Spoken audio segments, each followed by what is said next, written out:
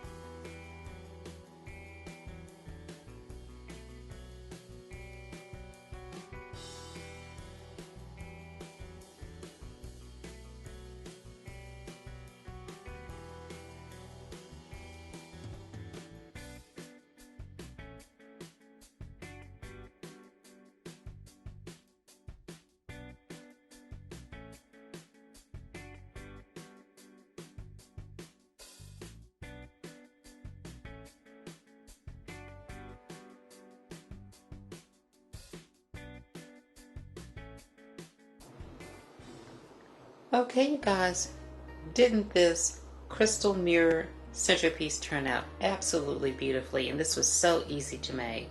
I did go ahead and add some of the Totally Dazzled rhinestone buckles.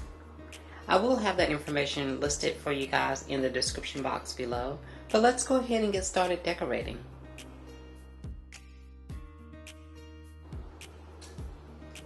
Well, there you have it, guys. Another beautiful and super simple glam DIY.